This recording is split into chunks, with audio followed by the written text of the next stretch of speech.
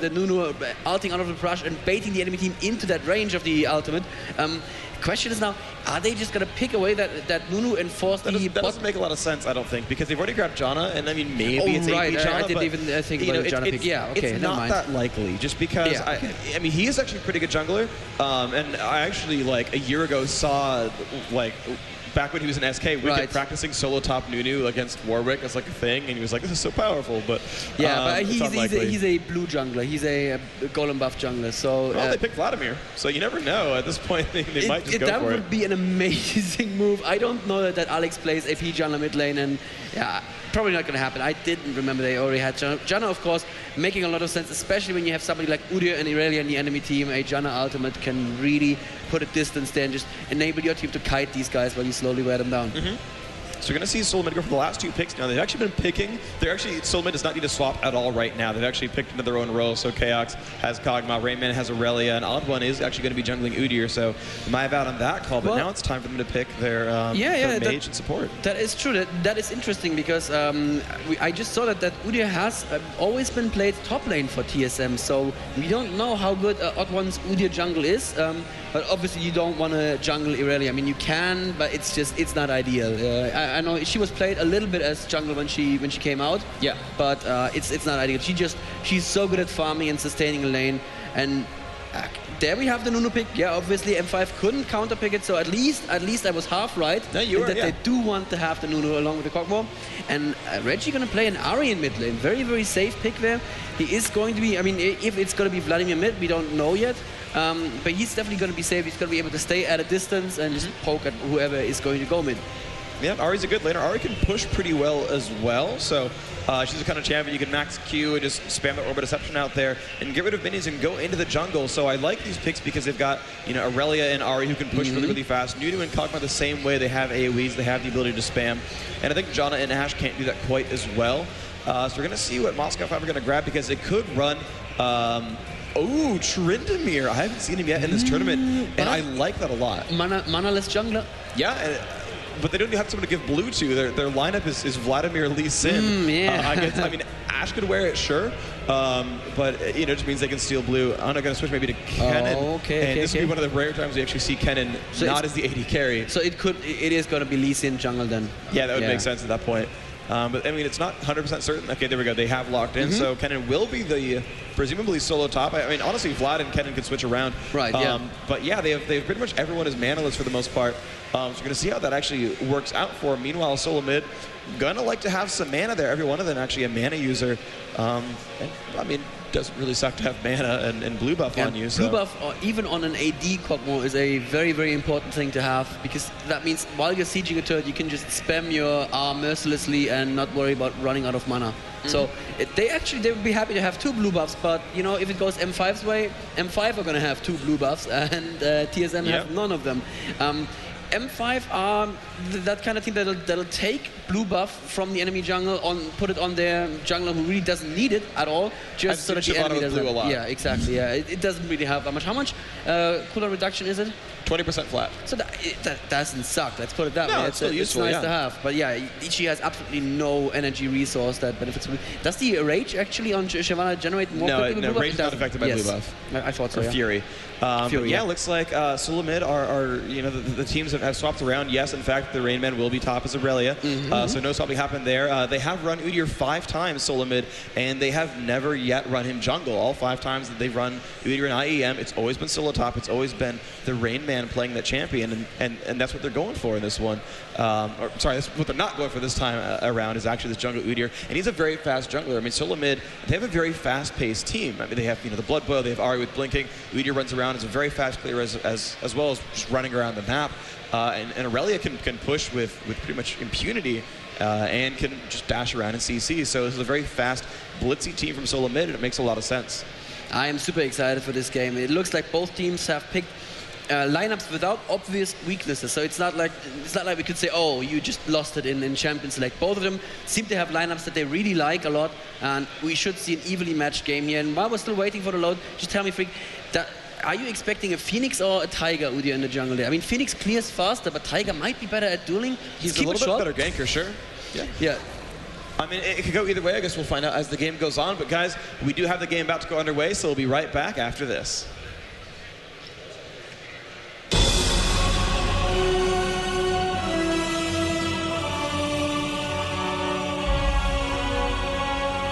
Hey guys, welcome back to the show, and we are here with the third round group stage game between Team Solo Mid and Moscow 5 of the Intel Extreme Masters Global Championship.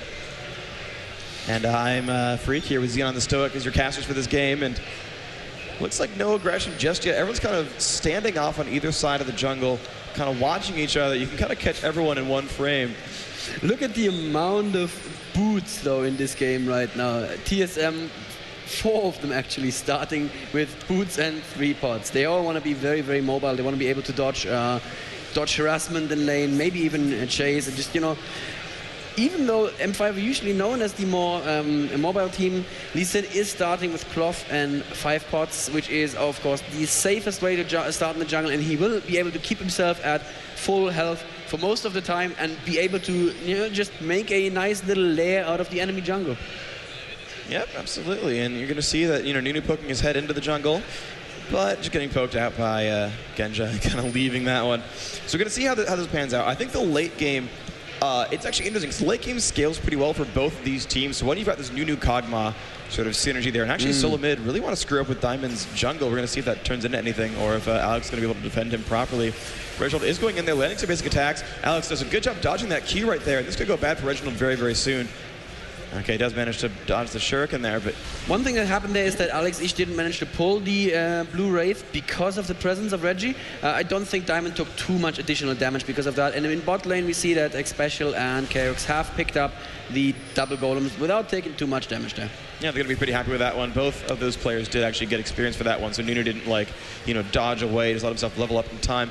But here's the Rayman. So Darian is going to be top as Vladimir, Kennen's going to be mid, and fighting against Ahri. I think these are good matchups right now for Moscow 5. Vladimir has a really, really weak first, you know, 4 or 5, maybe even up to 7 levels.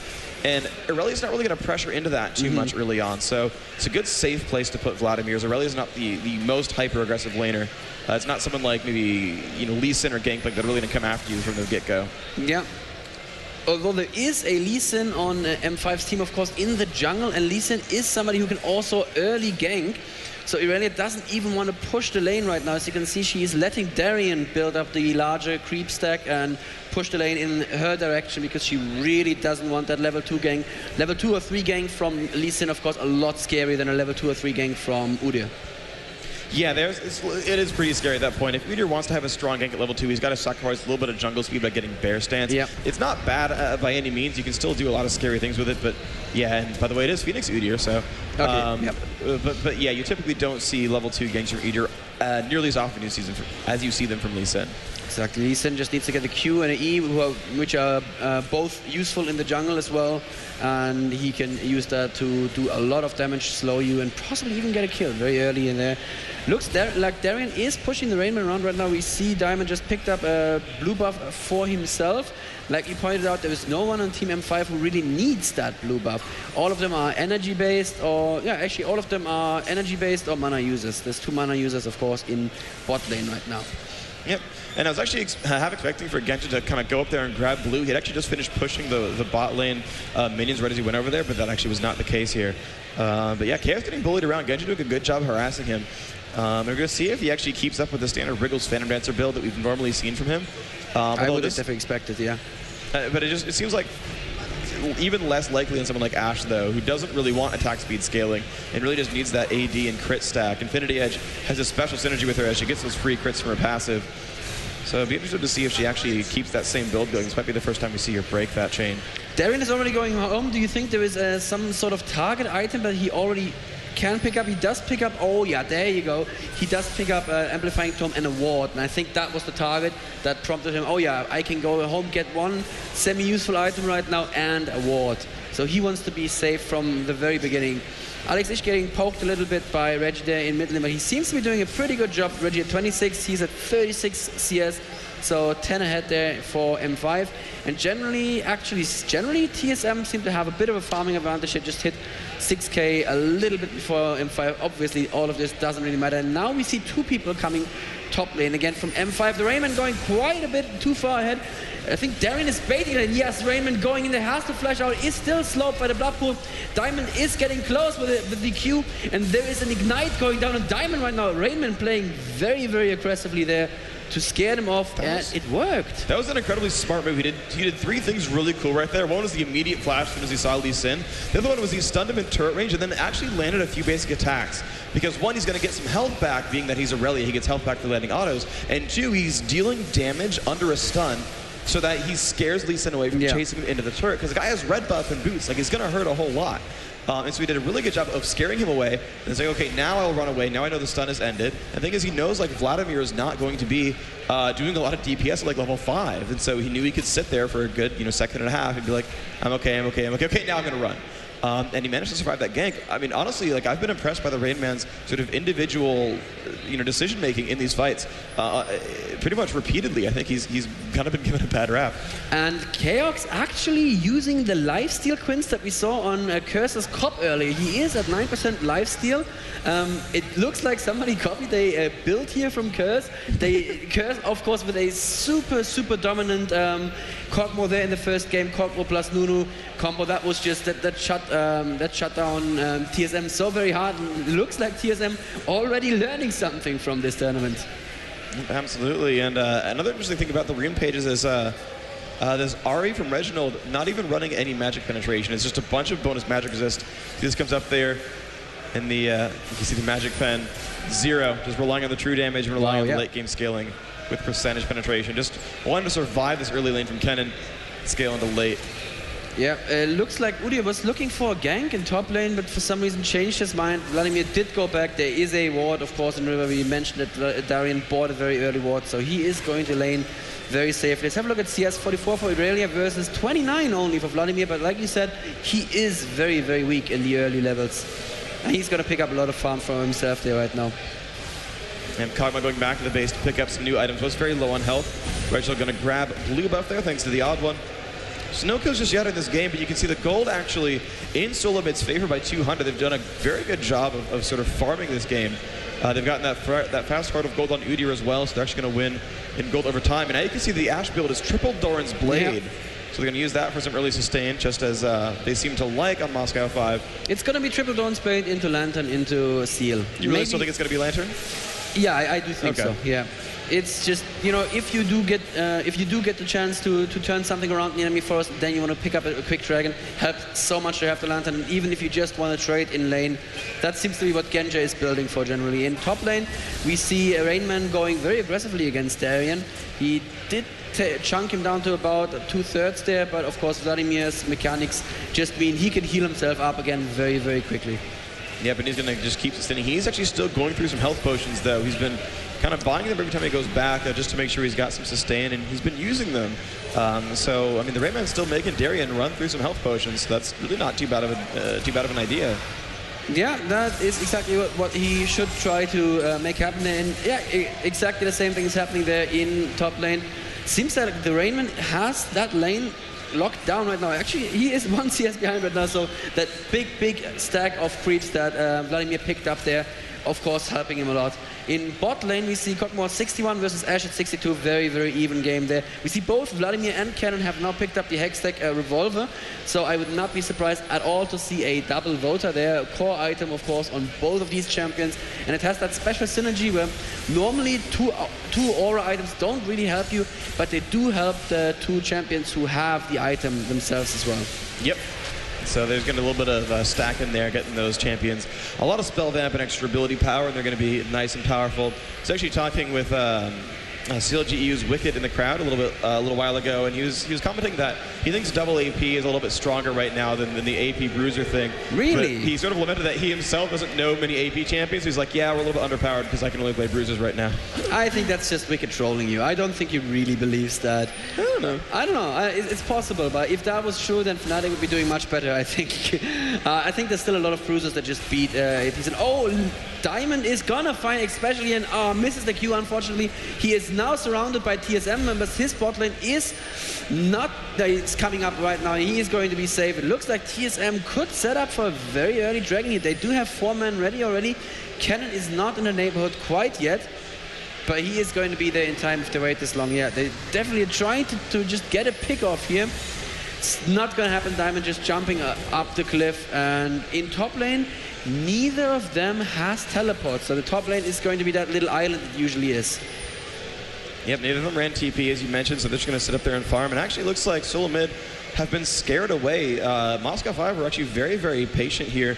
They dropped some wards down. I mean, they got cleared, sure, but... Oh, Reginald going in with his ultimate against Diamond. This could be first blood if he lands a charm on top of it. The ignite is down as well, but Ashe coming in range for safeguard, so Diamond can jump out of there. Well done. And TSM say, you know what, we just chunked Diamond down to about 1/3 of his health. We are going to take Dragon off of this, and let's see if M5 are going to let them do it. Odd1 still working on Dragon, but he's working on it alone right now as Alex Ich was poking in from above. Genja poking in with volleys there. Odd1 still doing the Dragon all by himself, and over time the Dragon is going to be doing a lot of damage. Cockmore landing a couple of good shots on Genja, but the exhaust didn't really happen. Now Alex Ich going in there with his ultimate. The Ashe arrow lands, but Nunu actually channeling his ultimate as well. So it's a 2-for-1 exchange right now in favor of TSM actually. But this may not be the case for very long. Genja is still at full health. Poked down Chaos to less than half already. Vladimir ultimate didn't do that much. Darien can't actually go in there right now. Both top lanes are there as well. Oh, Raymond jumping in against Genja. This could look very bad for Genja. Has to use his heal and his flash. Just barely flashing out of shot. Is he going to use the Q to go in? No. Sorry, that was not a Q. I was confused. There were eyes over Ashe. In my defense, that was, of course, just the R from Cockmore. But still. He had blue buff, but it had stacked too many times, and mana cost got a little bit too high for him, and he couldn't quite finish that one off. But still, 2-1 that fight for Sulamid. First blood did go to Nunu, which is pretty nice. Yeah. Looks like assists were spread pretty evenly. Everyone except the Udyr actually was sitting there fighting Dragon the entire time. So no gold for the odd one, but still, the whole team doing a great job. They're picking up 2-1, and Nunu just barely surviving that entire time. I mean, just like holding on for dear life. He managed to get his ult off and pick up a kill and still survive the encounter. Sorry, he didn't survive the encounter. He did die, but still got a free gold pretend out of that kill. So Nunu's sitting on Philosopher's Stone and Heart of Gold, and this poor Janna for a Moscow 5 still on Fairy Charm and Ruby Crystal. Interesting that she buys the Ruby Crystal before finishing the Filler Stone. She just wants that pure survivability. And TSM are going for the Dragon again. I don't think M5 know this right now. And this is very, very atypical for M5 to drop something like this. Actually, they did know about it. There was a ward in the middle of Dragon, but M5 just not in a position to do anything about it and have to cede that Dragon to TSM right now, who are looking like they're picking up a bit of an early advantage.